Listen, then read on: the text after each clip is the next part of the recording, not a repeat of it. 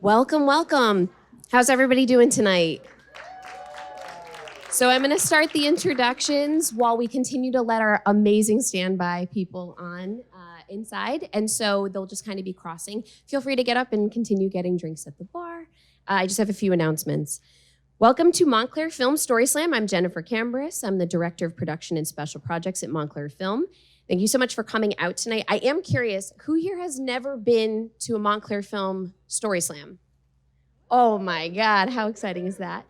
So something I just want to point out to you, we have QR codes that are both by the bar and up front. We just started doing this for our marketing team.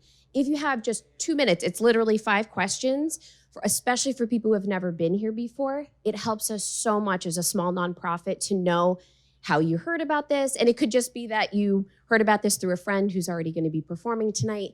It's so helpful for us to know, especially these special programs, so that we can put more of our marketing efforts in that direction. No, please cross over. Hi.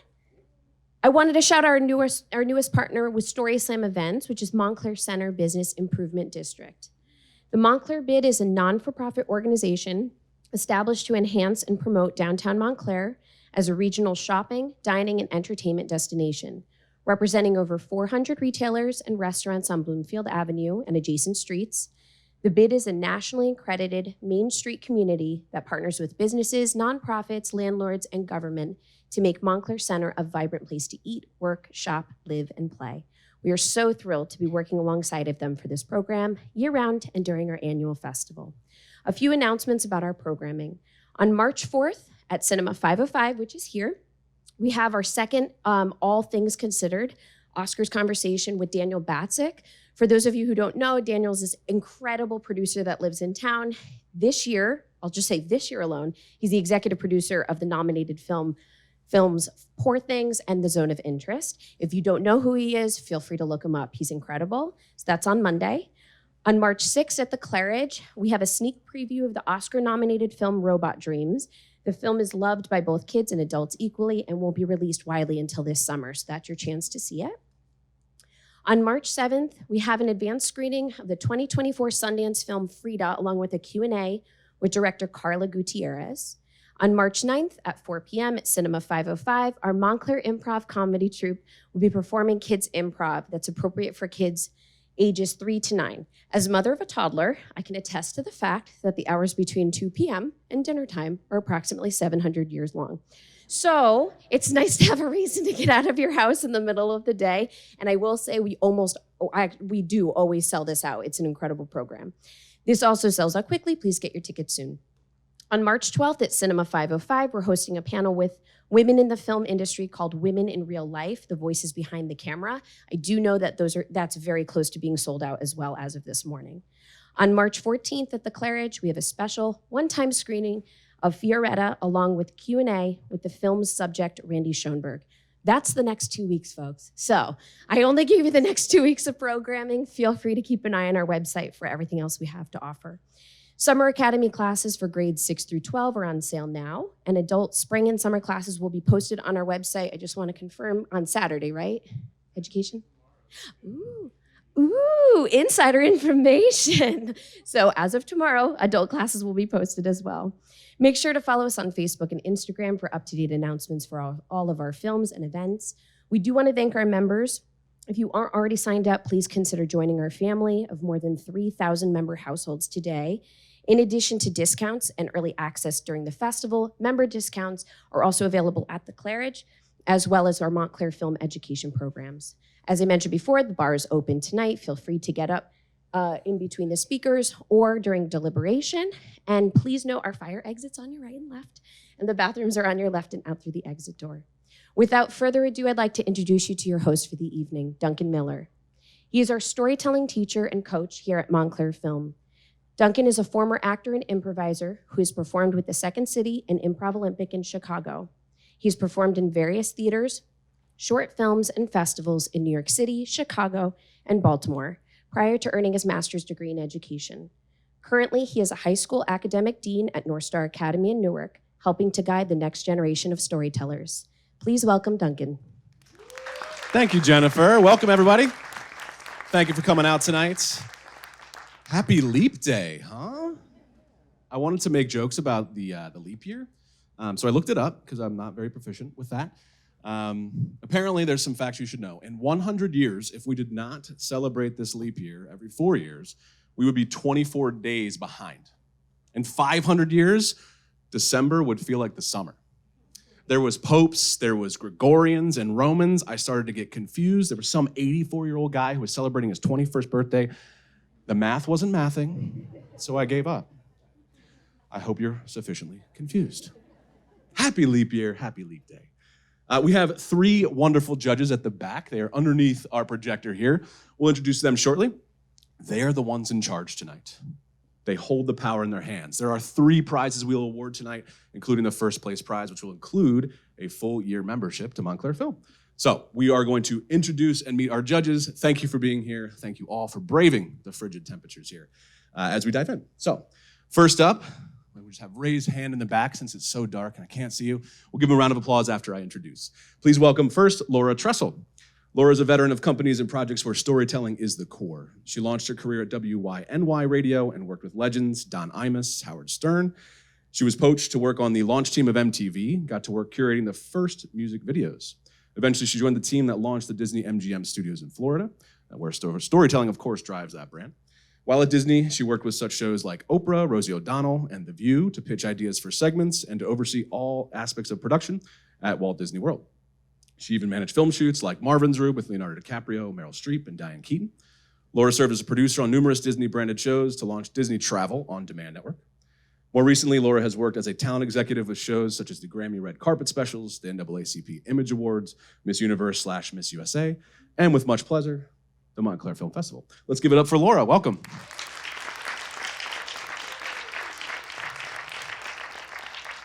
And next up, we have Bob Culhan. Welcome, Bob.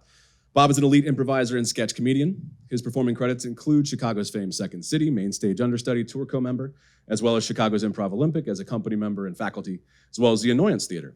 In New York, he performed at UCB and The Pit. He's also co-founder of the international phenom musical improv group Baby Wants Candy, and co-founder of Montclair's own Montclair Improv Comedy, performing the improvised movie the last Friday of every month here at Montclair Film. He's a professor at Duke University, the Fuqua School? Woo! School of Business and a founder and CEO of Business Improv. It is trademarked. 25-year-old consultancy linking improv to business through behavioral sciences. In addition, Bob is the best-selling author of Getting to Yes and The Art of Business Improv, Stanford University Press. He lives here in Montclair with his wife and 2 funny children. Welcome, Bob.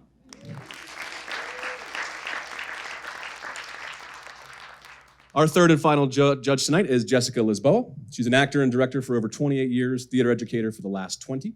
She has a Tony Awards and Carnegie Hall honorable mention for Educator of the Year. She's recently Educator of the Year by the Puerto Rican Day Parade, one of the largest parades here in New Jersey. She's a former PA to both Mark Anthony and Harvey Keitel, and formerly a teaching artist performing one-woman shows around the country about civil rights and the migrant farm labor movement. She's a content creator, a writer, and a motivational speaker. We are so lucky to have her. Let's give a round of applause for Jessica. Welcome. Now that you know who's in charge, let's go over the rules. The illustrious Jennifer here will be your timekeeper. She will give you a green sign when we are halfway through of your 6-minute story, so 3 minutes in. It's even labeled now? Ooh, upgrade. All right. When you have 1 minute left at the 5-minute mark, she'll give you a yellow card. And when you are out of time, we're not going to Apollo yank you off the stage, but she will give you a red card. Please make it to the end of your story. Time is up. There will be no intermission. Feel free to grab a drink before we officially get started if you don't have something already.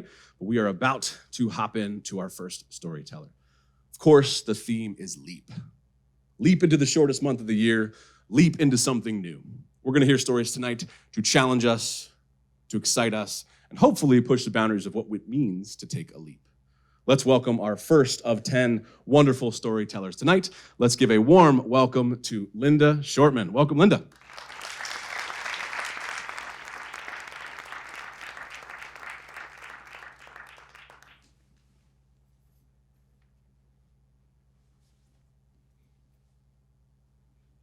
Happy Leap Day. Ooh, first thing I was taught. Start again. Happy Leap Day. When I lived in Rhode Island, I was a faithful listener of the local pop radio station. Growing up, my transistor radio would bring me all the latest hit music. The station also had an entertaining morning show. News, music, pop culture, trivia, interviews, and contests.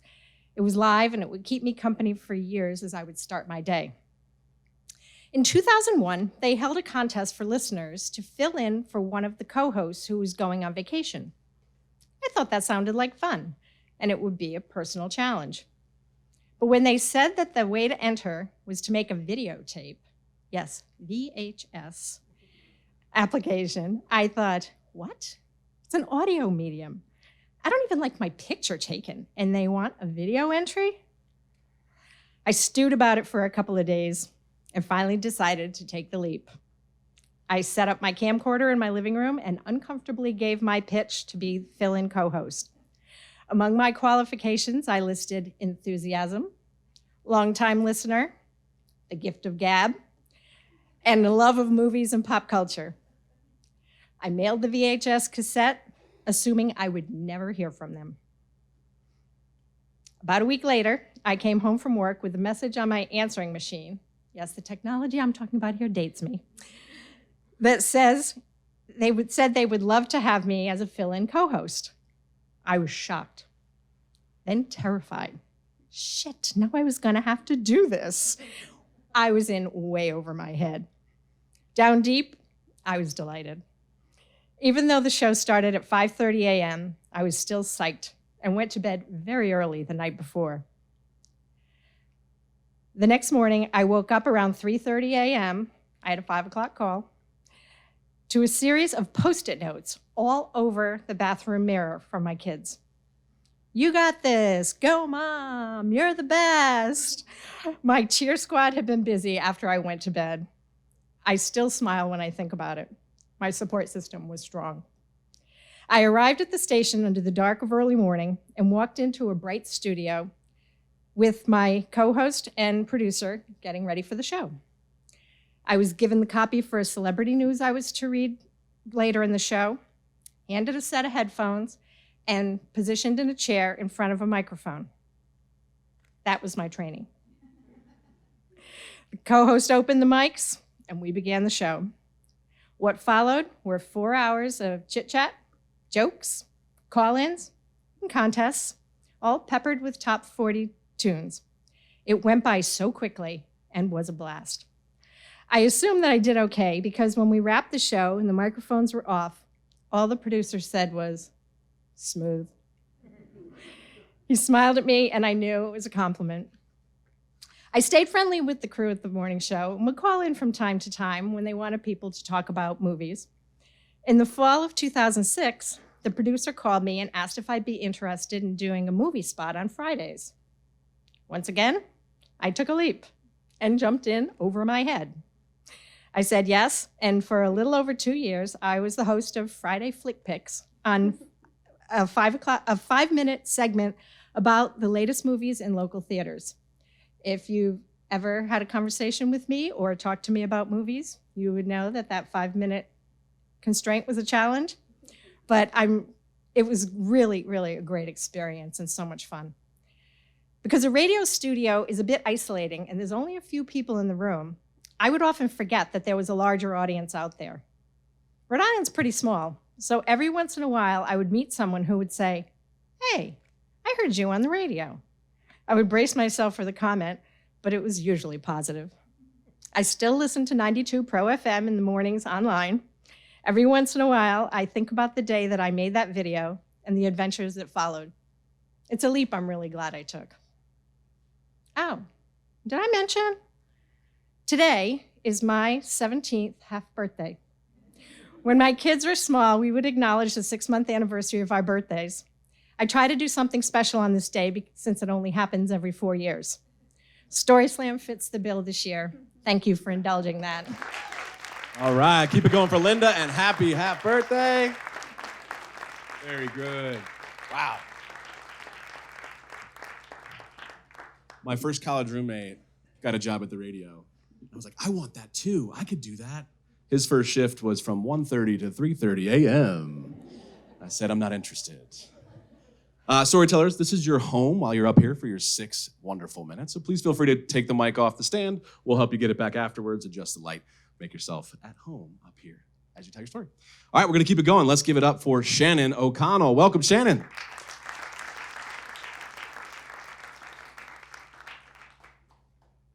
Hello. Happy leap day, leap year.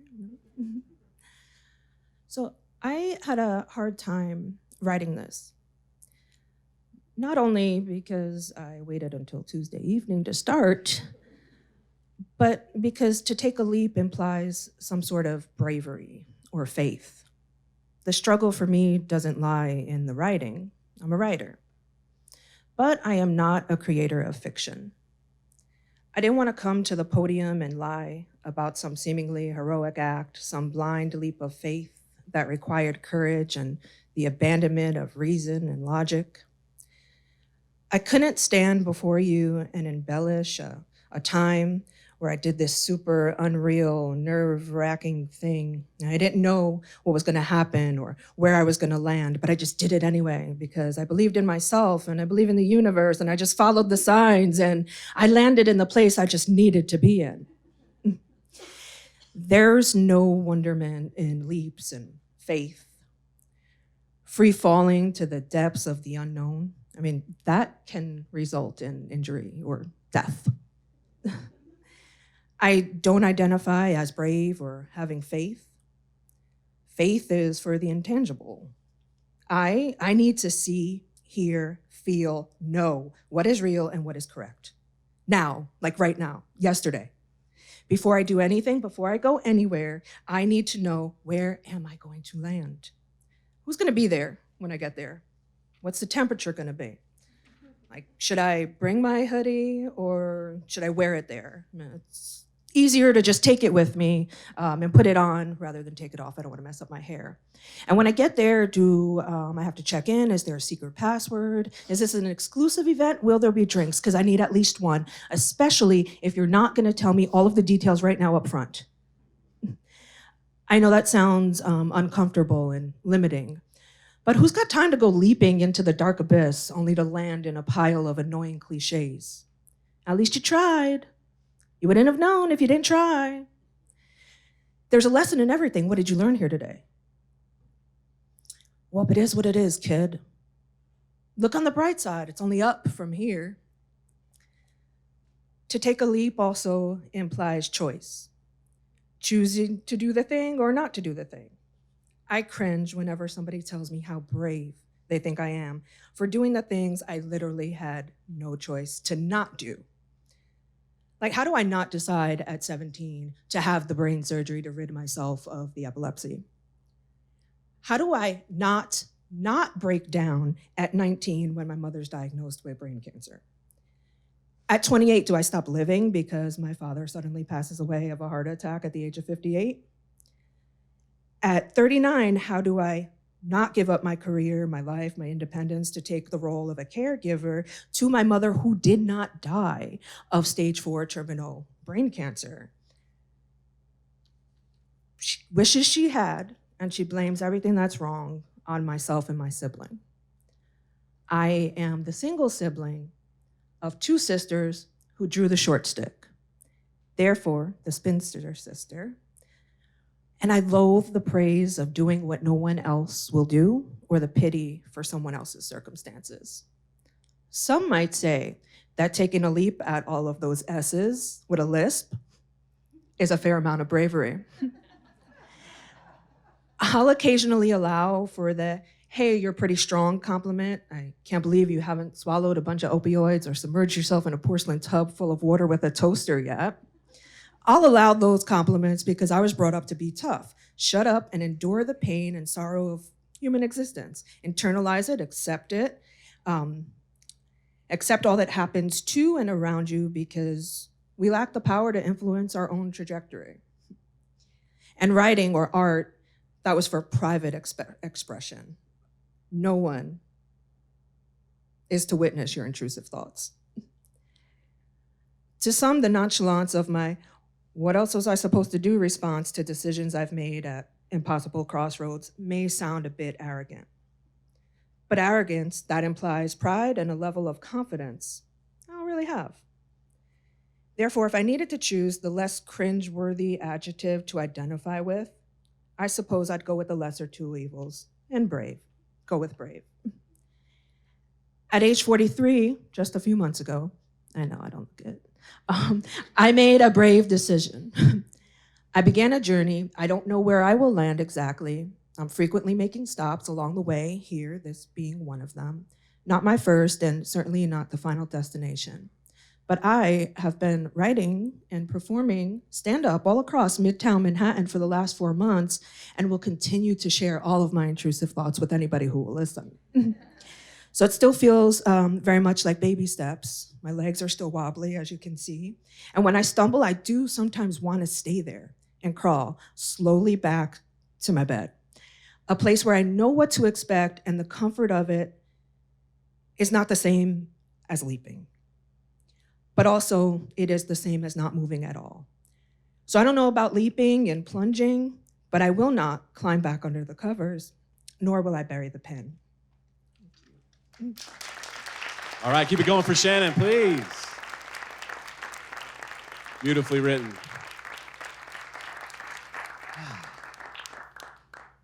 We like surprises here.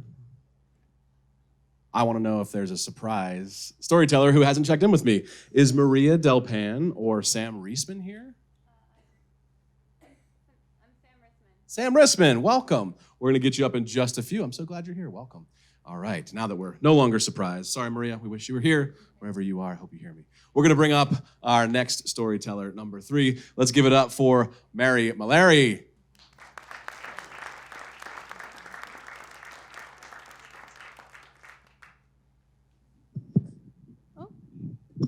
Hello, everyone. I'm Mari Malari. It's all right, you mispronounced my name. I shouldn't have been named that. So hard. I'm going to talk a little bit about my family today. I have 2 older brothers. One brother was born June 1989, and the other brother was born September 1989. If you could do math or know about female anatomy, you're probably really confused right now. Yeah, so what happened was, in the 1980s, my dad was seeing my mother and was also seeing another woman. And they both got pregnant. Yeah, I know. They both got pregnant and gave birth 3 months apart. So for both of my brothers' first year of life, they were both living in a 2-bedroom apartment on the outskirts of Chicago with my father and both of their mothers. Yeah. So you can guess, I have a lot of daddy issues. My biggest issue now is that my dad is dead. Yeah, he passed away December 2020 from cardiac arrest. And I miss him a lot. He was one of the funniest people I've ever known. He always had jokes for everything. And weirdly enough, even his death was kind of a little funny. I was at home. I live in a trailer park, in the same trailer park as my parents. So now you have a well-rounded view of our family. I got a call from my mom. She came home and she found my dad in bed, not breathing. So she called me. I told her I'll be right there. I called 911, put my shoes on. I'm running to her house. And as I'm running, I'm thinking, this is the fastest I've ever ran. So I get there, I get inside, and for some reason, the lights weren't turning on in the room. So I had to get a flashlight and peer onto my dad's still body. And the way he looked, you know when people are pretending to be dead and they're like, my mom thought my dad was playing a prank on her. Yeah, it's unfortunate. So the EMT comes and my brother arrives shortly after that and they call it. There's no reviving my father. So after everyone else leaves, my mom says, okay, let's go inside and in the room and say goodbye to your dad. So my mom goes first, and she says, okay, it's time to go to sleep, Mario. It's time for you to rest. Then my brother goes and says his piece. And then they all leave, and then it's just me and my father. And my father's dead body in the room. And I say, thank you, Dad, for everything you've done. I know how hard this life was for you. And then all of the lights turned on. I know, I almost had a heart attack too. I was like, oh my God, my brother runs in, what happened? I was like, dude, the lights just turned on. He said, oh, I went to the circuit breaker. And I flipped the switch. So I like to think that that was the one last prank my dad wanted to give to me before he truly left. Thank you all. All right, let's keep it going for Mari. Thank you, Mari. All right, let's take a breath. We did not warn you that there will be heavy topics tonight, but that's part of the fun. Leaping into things that are uncomfortable is something we have to do, and we'll do it together tonight. Thank you for being part of the community that we're doing it with. Sam, are you ready? Sure. All right, let's welcome up Sam Rissman. Welcome to the stage.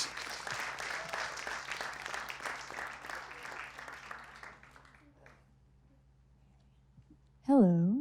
I've never really done, okay. Hi, there are two things that you should know about me. The first is that I have no sense of direction. And the second is that I love going on adventures by myself. When I was 20, I spent a summer studying at a university in Scotland.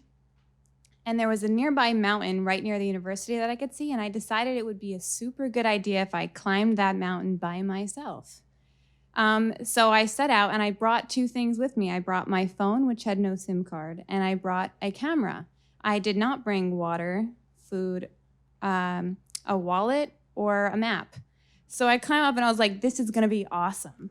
And as I am climbing up the mountain, I'm like, this is so cool. I can be independent just like other people. I can do things by myself. I can climb mountains and navigate things. And I felt the higher I got up this mountain, the more I felt like confident in myself and on top of the world. So by the time I was actually on top of the world / mountain, I was like amazed. I was like, I should do this when I get home. I knew I should have trusted myself in being able to do this.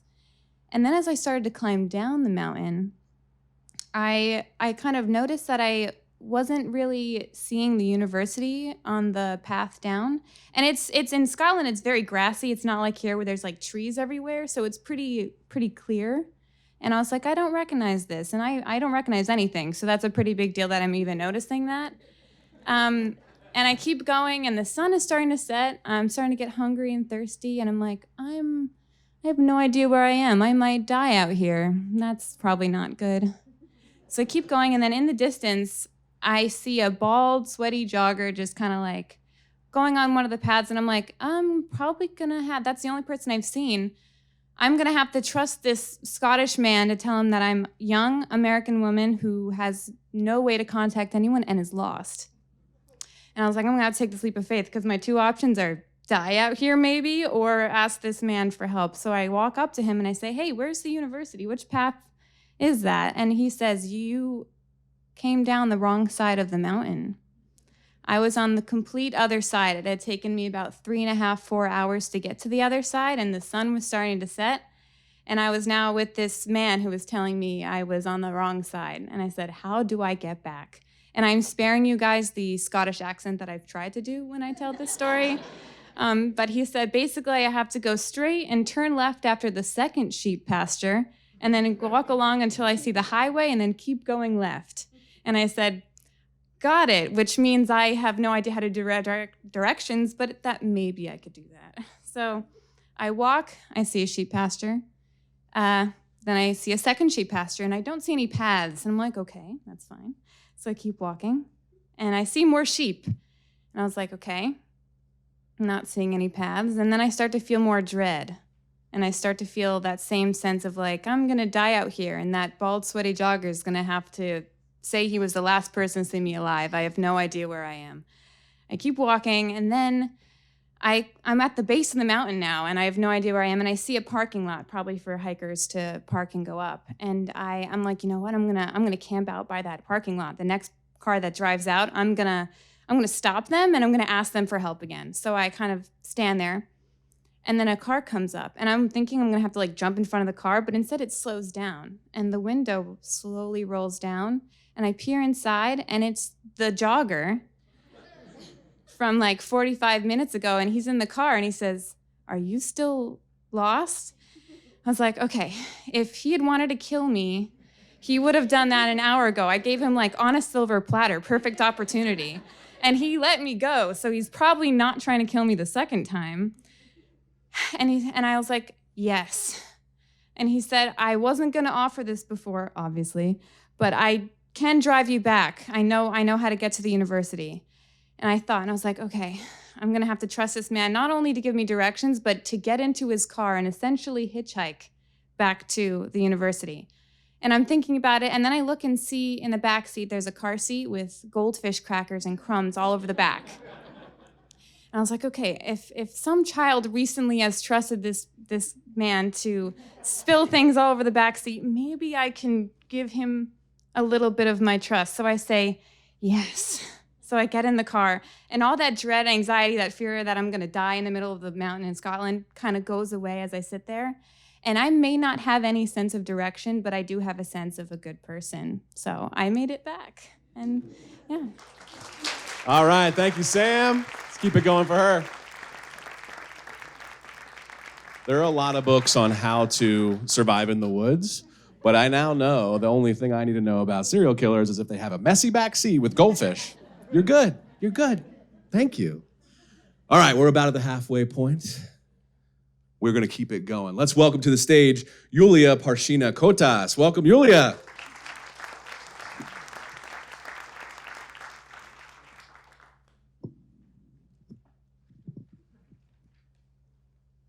It's 2002, shortest day of the year, coldest winter that Moscow has seen in a decade. And I'm standing in Sheremetyevo airport with my boyfriend, plotting a route across the city to my grandfather's house. This is my first time back as an adult.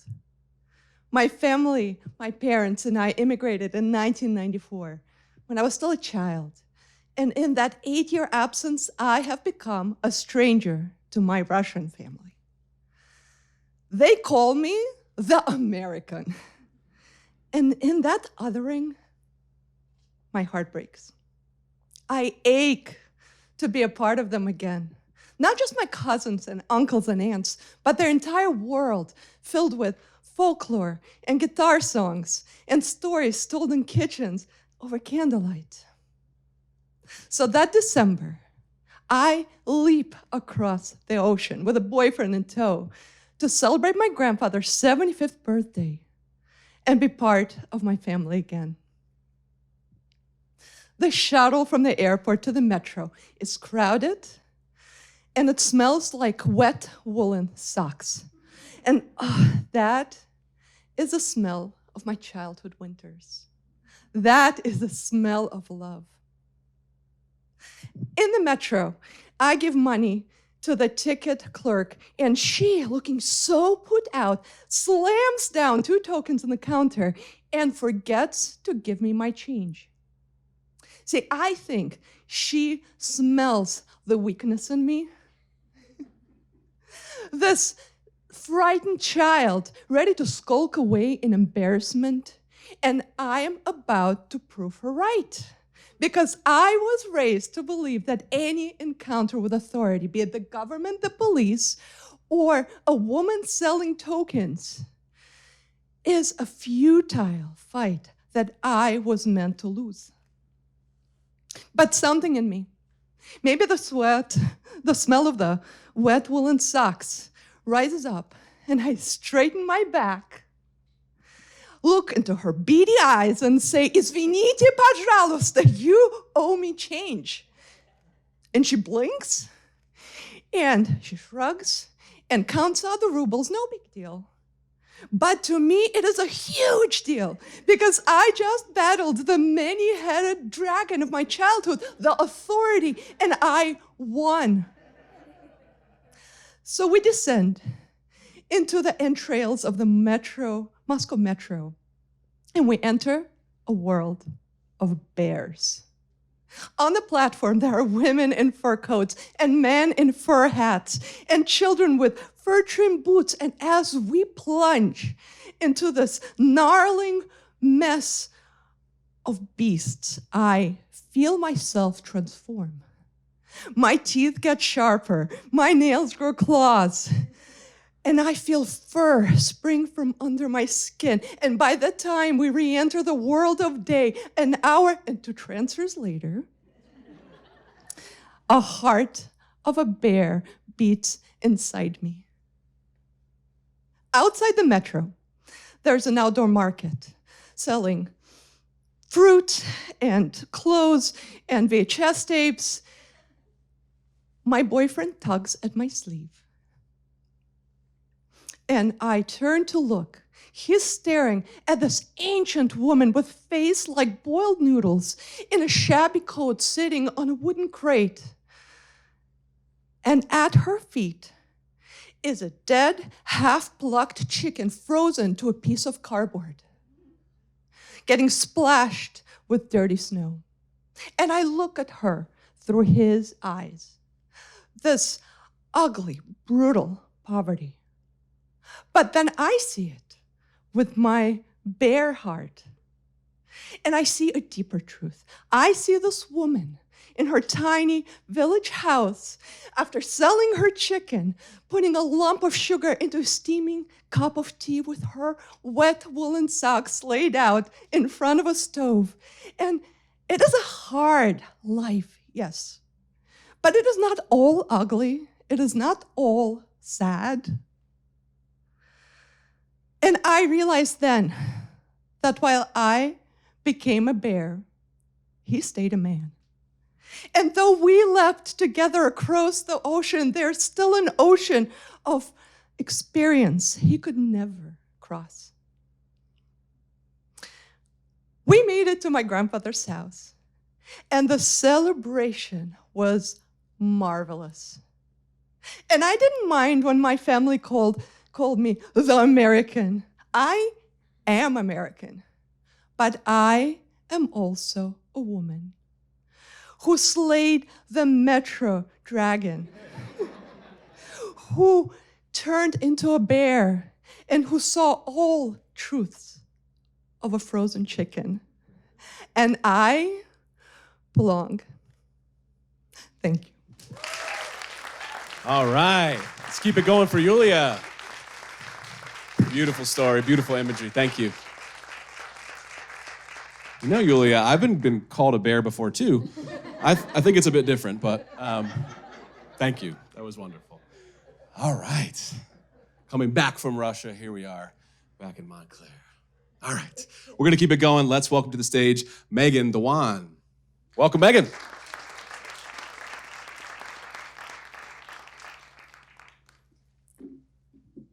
I'm gonna move this.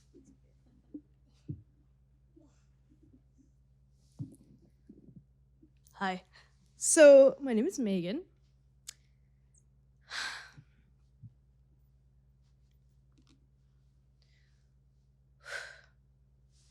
The year is 2005. Megan is about 6 years old at this point in her time, and she's on her way to her classmate Rosie's birthday party, and it's being held at their local cinema. Her entire first grade class is there. Everyone is all energized and excited, but Megan is the most excited. Why?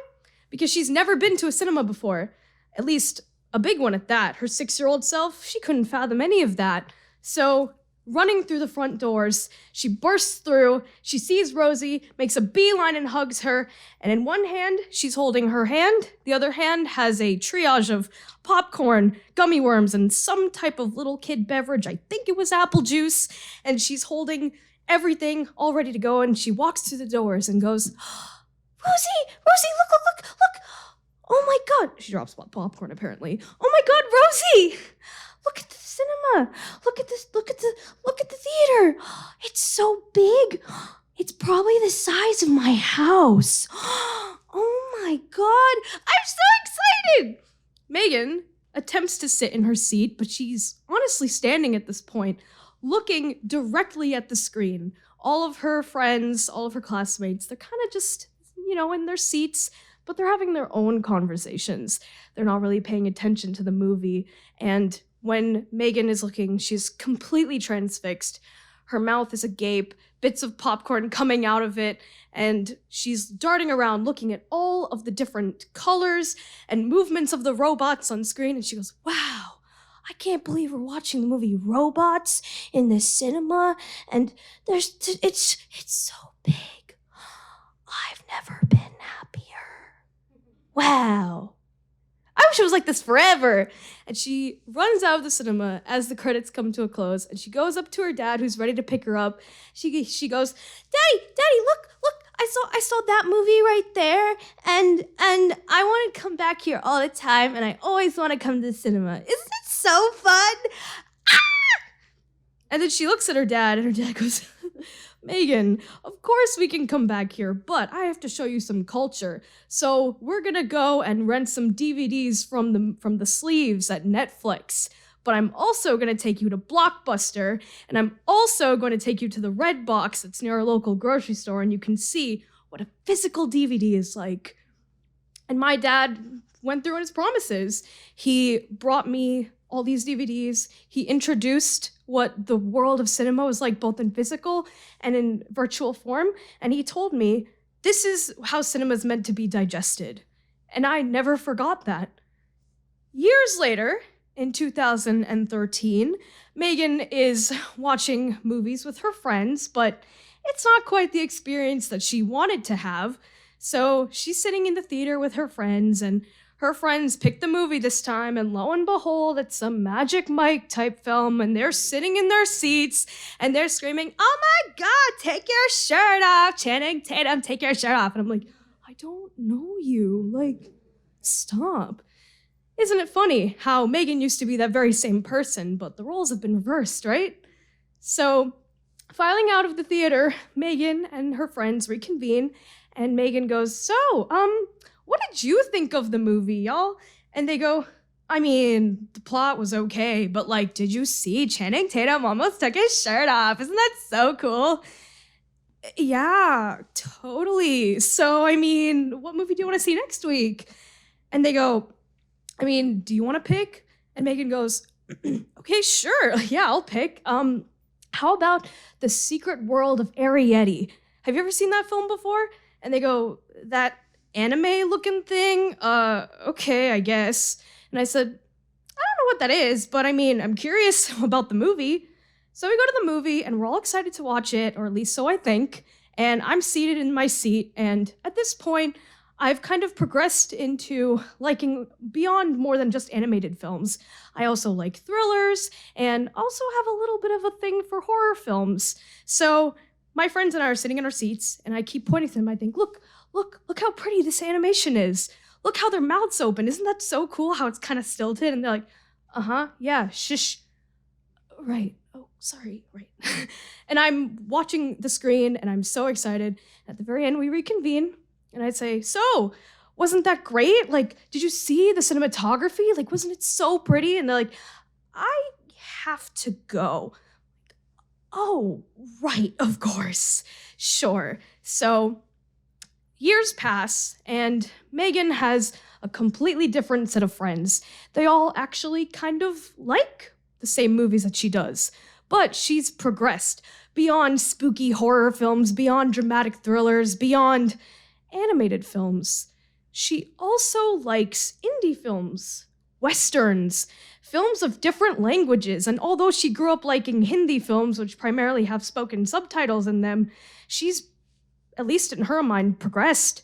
And she has conversations about streaming services and how DVDs aren't around anymore, and she thinks, wow, isn't this so interesting how we've come so far, but some things never change, and everyone is different, but we all share the same opinions when it comes to film, but in different ways. I mean, I feel old. Is that normal? Is that the lesson here? I don't know. I mean, dang, I miss what it was like being a kid. Cinema was naive then. I miss that. Thank you. All right, thank you, Megan. Keep it going for Megan. All right. We're going to keep rolling right through. We have 3 more storytellers tonight. Let's welcome to the stage Etta Davis. Welcome, Etta.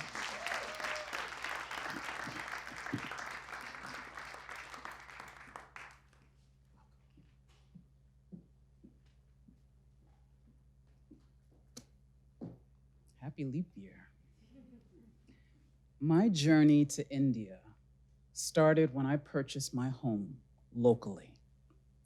The idea of a 30-year mortgage by myself with no partner and no children, but the idea of paying it month to month, year after year for 30 years petrified me.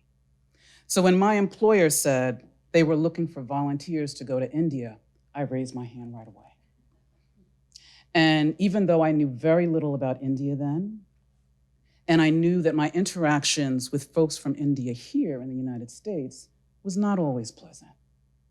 But all I knew was that regardless of that, I wanted to go to India because it was going to be my last vacation. I was a homeowner now. How could I afford mortgage and vacation?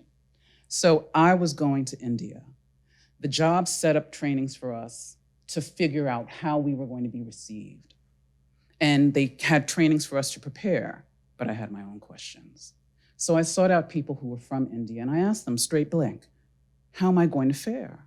And they told me, you are going to have a hard time. But that didn't matter to me. I still wanted to go to India. So my first taste of India was when I went to the embassy to get my visa. And I went into Manhattan, and the door was very ornate, and it was very heavy, and I had to press my body into the door.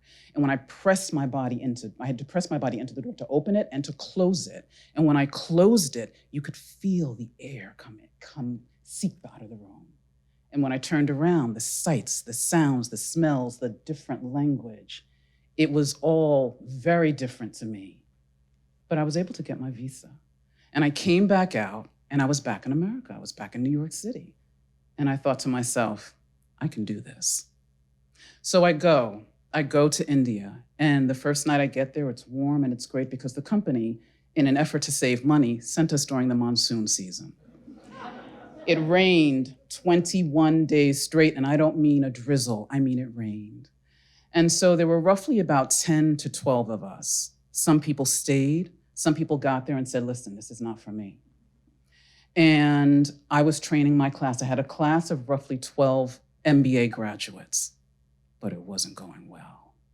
They weren't learning the information. They weren't retaining the information.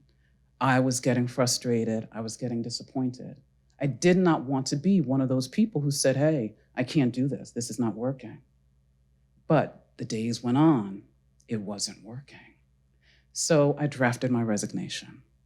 But before I submitted my resignation, the job had given us the opportunity to go on 2 excursion trips. One was to Goa, one of the most beautiful beaches in the world. The other was to the Taj Mahal. 2 of us decided to go to the Taj Mahal. Everyone else went to the beach. So we flew from Pune to Delhi, and then we took the train from Delhi to Agra. Now, when I was in India, the caste system was very much alive. So when we got to the train station, one of the workers had let one of the carts slip away, and it accidentally hit a small child. It didn't hurt the child, but it hit a small child. And the parent wailed on this guy. So I'm standing there with the woman who's going to be my roommate, and we're like, what do we do? We're foreigners. But the police officer was right there. So there was nothing for me to do except get on the train.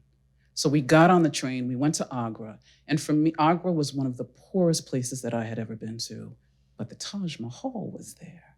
And the Taj Mahal was magnificent. And there were two things that struck me about the Taj Mahal. One, all of the people who were there were Indian from all around India. I didn't see Europeans. I didn't see Africans. I didn't see Americans. I saw Indians. I saw them and they saw me. And then a line started to form in front of me because they thought I was the eighth wonder of the world. They had not seen a Black American woman with short hair. But when I went back to my classroom, I was energized. And I said to the class, I said, listen, I will tell you the how, the what, the where of this process so you know it inside out, so you don't know it by rote. I said, and you as the student need to be open to learning. I said, but I will not be responsible for your failure. You will not say, she didn't teach me this, we don't know this, when I leave to go back to America. You will learn this work and you will do it well. I thought we were all on the same page, but they complained to management. And Indian management went back to US management and they said, we want her fired. And US management said, no, she's the trainer. What she says goes. And then I was off to the races. So I'm proud to say that there are still two people from that original class who are still with the company. One is still in that unit, one is not. I will be celebrating 28 years with that company. I figured out how to live and continue to travel and pay my mortgage timely and my taxes separately. And yeah, I took one of the biggest leaps I could, and I bet on me. Yes, give it up for Etta. Thank you, thank you. And when we're all finished here, Etta, if you could just form a line in the corner, we'll get advice on taxes and how to balance everything with our adulting. Thank you. Incredible story, thank you. To India and back again. Wonderful. All right, so we have just a few more, so let's get it going. Welcome to the stage, Justin Rich. Welcome, Justin.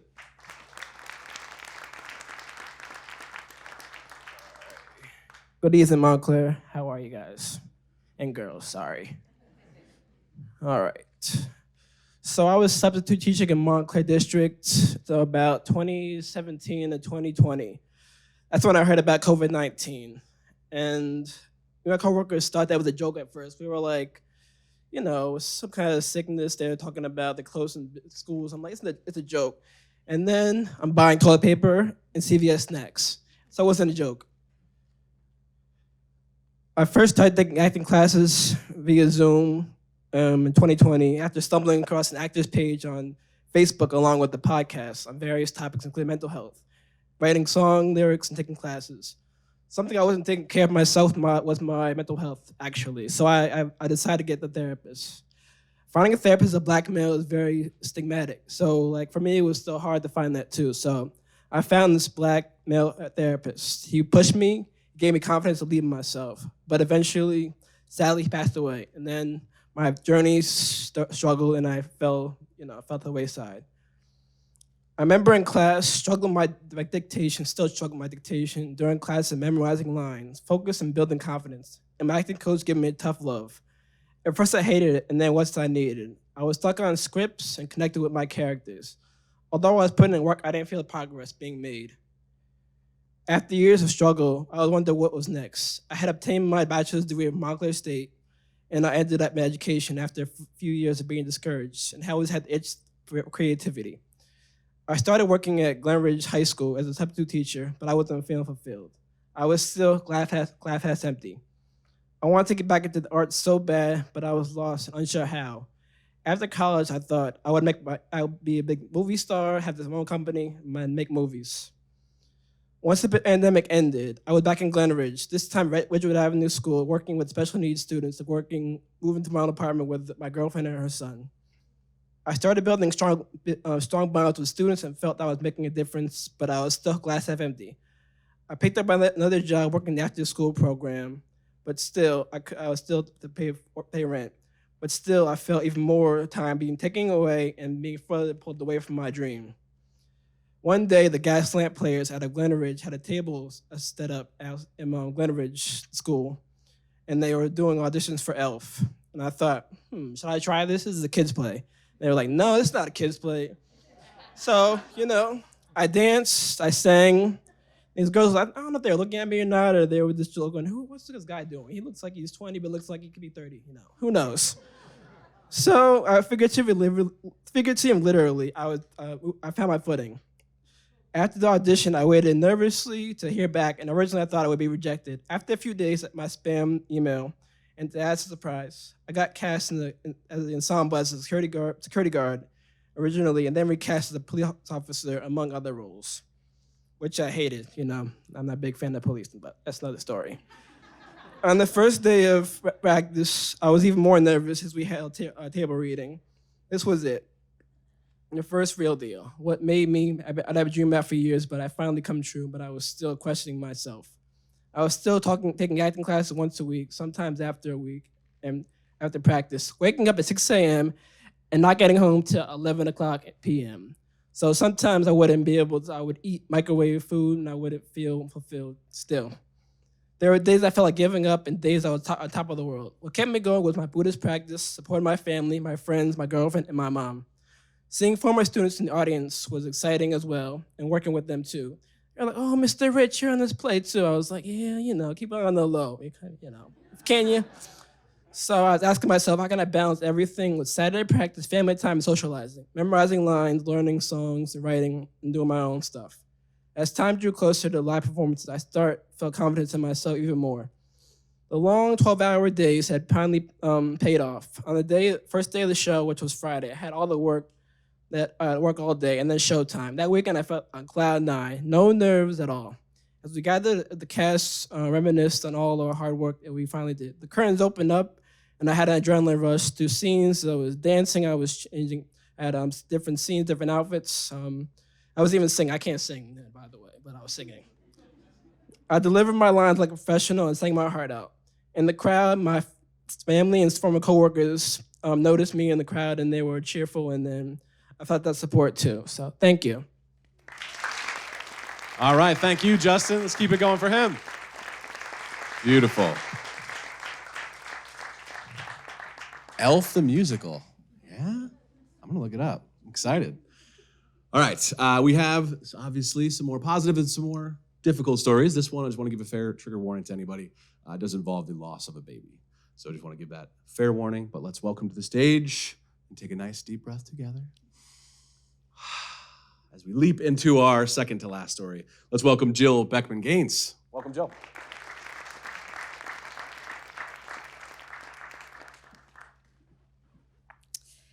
So tonight is about leaps. And in case any of you need help making a big leap, I just want to let you know that the best fortune cookies in town are at Veggie Heaven up on Valley Road. And I know this because in the summer of 2018, our family had a standing Tuesday lunch date with my then 5-year-old son, Johnny. They knew him by name there, and every time we walked in, it was high fives all around. And on one of these Tuesdays, my husband, David, who's right there, he received a kind of ominous fortune, and he read it out loud. It said, "When the time comes, choose the one on the right." We laughed it off, wondering what our cookie could possibly be trying to tell us.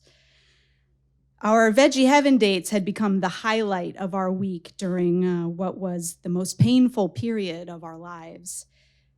It had only been 18 months since Johnny's little brother Solomon was stillborn, a few weeks short of his due date. He was totally healthy, but for reasons we will never know, the placenta had spontaneously detached from my uterus, causing major hemorrhaging. I went in for an emergency C-section and woke up 12 hours later in the ICU to learn the harrowing tale of how close I had come to death and how I had nearly lost my womb. We were shattered. We had built We had built rooms in the homes of our hearts for this new member of our family, and now those rooms sat empty. As we bounced around from specialist to specialist trying to figure out what went wrong, the question on everybody's mind was, should we try again? Well, the damage to my uterus had been so significant that we were warned not to even think about it for at least a year, but I was pretty sure I didn't want to think about it at all. All of the doctors said, we could try again, we should try again, but there was an 11% chance that it could happen again. Again, I could not go through this again. So we started looking into hiring a gestational carrier or a surrogate. So to use a gestational carrier means you have to do IVF. Essentially, we would use our genetic material to make embryos, and then those embryos, or an embryo would be implanted into a more reliable uterus than my old busted up one. We went to see one of the top fertility doctors in New Jersey, where his testing revealed that at 39, my tired old ovaries were slowing down and were not producing enough eggs to do IVF, so we actually wouldn't be good candidates to do a genetic carrier after all. I didn't believe him. I thought that if I just took good care of myself, I could convince my body to produce more eggs. So we went back after a couple months and he did more tests, but the results were the same. So I had to ask him the question that I had been dreading, which was, what about IUI? So IUI means intrauterine insemination, which just means that instead of you doing IVF, they would just help me get pregnant myself. My doctor was thrilled that we were willing to consider this, so we made a deal.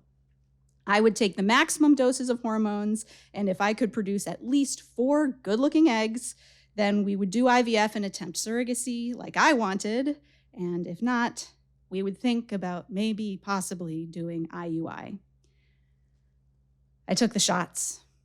I felt like garbage. I was going in daily for monitoring, and eventually the doctor started noticing something unusual happening on my scans. Instead of seeing lots of little eggs developing, they were only seeing one big one on my right ovary. It was as if this one egg was soaking up all the hormones by itself. My doctor called me up and said, "Great news. You have one huge egg on your right ovary, and it looks very promising for IUI." But what about IVF? I said, remember, we were gonna try to use a surrogate. Remember our deal? Look, he said, it's just not in the cards. If you want to have a baby, this egg is your best shot, and we need to act within 48 hours or we're going to lose it. I told him we had to think about it. It was an impossible choice. How could I survive another pregnancy? What if it happened again? How could me, be trusted to make a decision with such consequence? I mean, it was literally life and death. Well, as luck would have it, it was a Tuesday when I got that phone call. So I found myself at lunch at Veggie Heaven with Johnny. I was a nervous wreck. When our fortune cookies came, Johnny opened his and handed me the little slip of paper to read. And I couldn't believe it. When the time comes, choose the one on the right. That's funny, that's the same one Daddy opened last week. Then I read my fortune. It said, when the time comes, choose the one on the right. Finally, it hit me like a ton of fertilized bricks. Choose the one on the right. I made up my mind right there in the first booth by the window at Veggie Heaven. I called my doctor back that afternoon and said, let's do it. And we did. And it worked. On the very first try, I was pregnant again, and thus began the longest 36 weeks of my life. Finally, the night before our scheduled C-section, we ordered in Veggie Heaven for our last dinner together as a family of 3. My fortune read, someone will visit you soon. And the next day, April 24th, 2019, he did. He was there, our baby, our alive, healthy baby. We named him Leslie. He's 4 now, and he is our perfect rainbow, full of love and empathy and sass. He's everything I had quietly hoped for.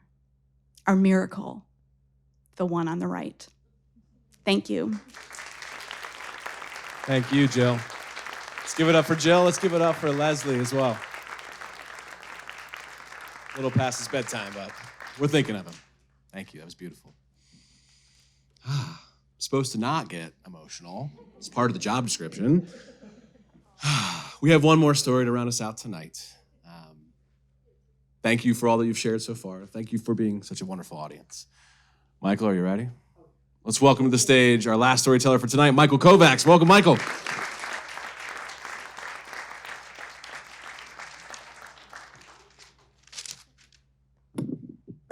Anybody here born on leap year? No one? No, you? No, maybe?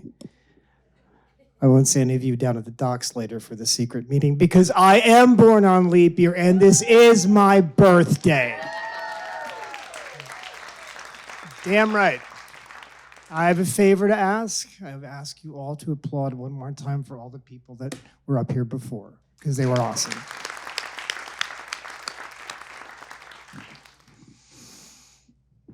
Yeah. Taking a leap to my fellow brethrens in improv, yes, and you do that, there you go. It's the leap. You're in the game. We do these leaps when we're younger. Why? Because we're insane. We are nuts. We are crazy. We don't know really what's going to happen. We really don't really know failure that much, and we have a lot of time. That's why when you get older, you don't make the big leaps. It's kind of like, no, I'll just watch Netflix. We're good. No, I'll binge watch Blue Eye Samurai. We're good. Okay, that's fine. I'll watch Breaking Bad again. We're good. You don't want to make that leap because you know what failure is, and it sucks. And fools go where angels fear to tread, so that's moi. So in my 40s, I decided, well, I didn't decide because that's the leap. There's no option. It's like you got to make the jump. So like 12 years ago, a great friend of mine, Chelsea, she sends me this poem by a guy named Buddy Wakefield, the 3-time World Slam Poetry Champion. Sends me a poem. It's hurling crowbirds at mocking bars. And she handwrote it out. And I'm like, oh, this is really great. This is great. Let me go see what this guy's like on YouTube. And I'm looking at this video, and it's like a thunder crash. I'm done. It's over. This man is up there. He's a poet. No quotes, but poet, but there's no berets, there's no finger clapping, there's no whatever. This guy is a combination preacher, evangelist, just giving. It was amazing. And I looked at him and I went, I have to do that. I don't care how old I am, I'm in the game. So what do? I form my dream team. I get Mark, drummer, and Becky, 2 great musicians that I've known for decades. I get them in. I get Julia, cello player who could play Bach, Beethoven, Hendrix, and the Allman Brothers perfectly. She's in the team. My wife is on keyboards, on piano. I'm in. I get a poet from Jersey City named Justin. He's in his 20s. He's on fire. He's really good. And I get this lightning in a bottle, this 17-year-old girl named Carol. And she's intense and she can hang. And that's it. We start this thing called the Fractal Ensemble. And I'm jumping in. I'm always the oldest guy in the room, but I don't care because I just want to be good. That's it. Not bad, but I want to be good at this because I just got to do this. So we have a rehearsal. The musicians and the poets and myself. And there was something in the room, something. I've been doing this since I was 14, 15 years old. And I'm in this rehearsal space and I'm like, there's something here. This is amazing. I can feel this. So we start gigging.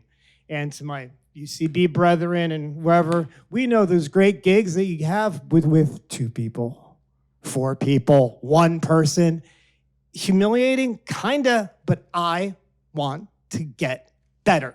So we gig more, and there's 5 people, there's 10, there's 1. But I'm like, we got to put out an album. And I'm like, guys, we got to record. But I have no money. So we're going to do this album live in 1 day. That's all I got. And we do. We make the album. 1 day, boom, it's over. Fantastic. Print it, have a CD release show. More people show up. I'm like, okay, this is going forward. And I'm still getting that great vibe. Everyone's on point. Everyone's great. Everyone's going. And I'm trying my best to keep up with everybody. Okay. And I'm feeling this is good.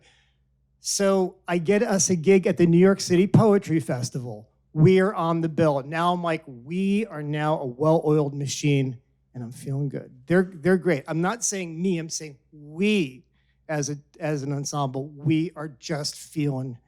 It's just good. The little voice goes, "Hey, Mike, you better take on the best before too long." I'm like, all right. Meaning, I knew we were great. I knew that. But how do you prove that? You go on the same bill as someone who's great. So I book a gig with Buddy Wakefield. We record a second album in a very long, hellish day. Album release show is in, I go, okay, Wakefield is touring. Buddy Wakefield's touring, and he has a day off right in the area. And what does a day off mean for all of us great independent people? No money. He wants a gig. So I book him for the show. It's a charity event for the Lifeway Network. It's for victims of human trafficking, domestic abuse, all the rest. It's a benefit. I email Mr. Wakefield. This is Michael Kovacs. Could you please do this show? It's a benefit. Can we please do it at a cut rate? Please, no one's making money. It's for this cause. He agrees. Oh, God. Okay. Now, Buddy Wakefield is now going to do a gig with me. The 3-time Poetry Slam guy and this ensemble is going to do a gig together. I book a space in Jersey City. We are off and we were running. But the day comes and it is gray and it is rainy and it is not looking good. Wakefield shows up. I give him his envelope of money. We talk. I don't fanboy him. I leave him alone. I am sweating bullets. My pit stains are touching my belt. This is not good.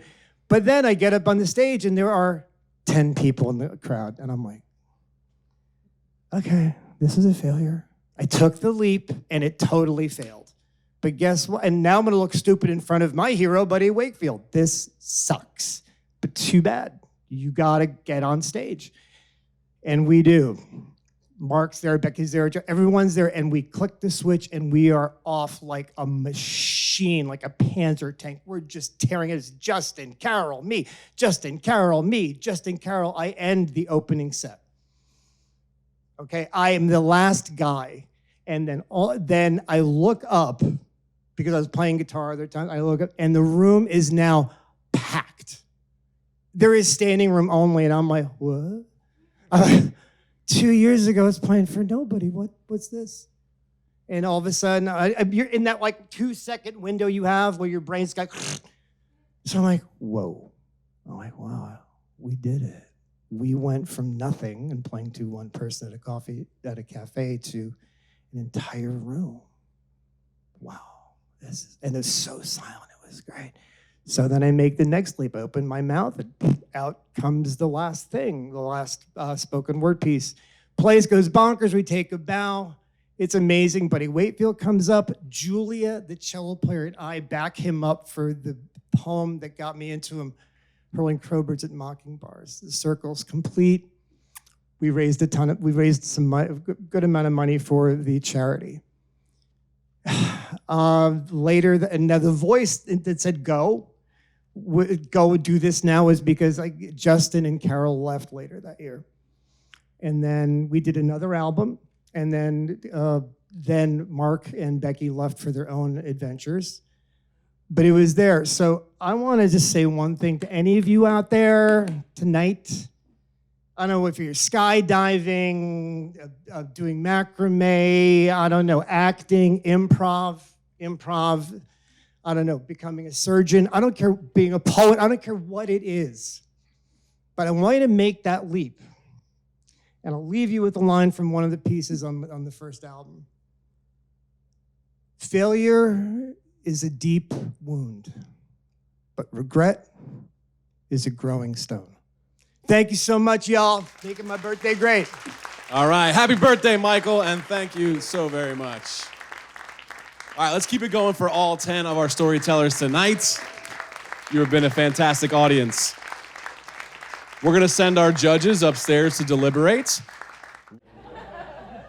Jennifer? I just want to say happy birthday to Michael. If everybody could just join me in singing happy birthday to him, because he's participated in a bunch of our story slams. So I just want to say happy birthday. Ready? Go where you Happy birthday to you. Happy birthday to you. Happy birthday, dear Michael. Happy birthday to you. Thank you, everybody. We'll see you again in 4 years. All right, I believe Laura's going to introduce our third place prize tonight. Let's welcome Laura all the way to center stage, please. Thank you. And our third place winner goes to Sam Rissman. All right, Sam. Give Sam a round of applause. Loved your delivery. You were natural and dynamic, and I will never look at a dirty back seat with goldfish, crumbs, and a car seat the same way again. All right, let's take one picture together.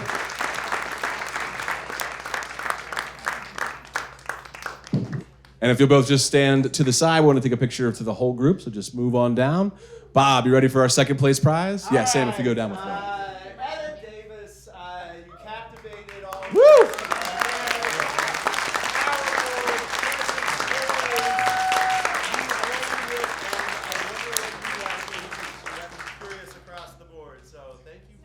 Congrats, Etta. Some Montclair Film swag. Can we get a picture together? Thank you so much. All right, Jessica Lisboa, let's give our first place prize here tonight. So, good evening, everyone. This storyteller pulled at every heartstring in every way, but also definitely told a story worth hearing time and time again. And thank you for sharing your deep personal love of making it through a wonderful lunch with your husband and making a life change. This is for Jill Beckman Gaines. Yeah, Jill, thank you so much. First place also comes with a year membership to Montclair Film. And if we can get all of our storytellers up here tonight, we're going to come center stage. We're going to get a picture with the whole group here. So every storyteller, please. Winners, will you come to the center for us? Thank you so much. Abrupt transition.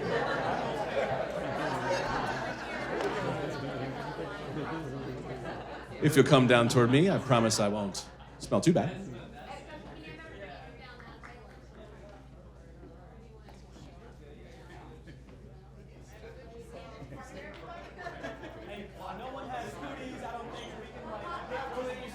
All right, we got to get cozy.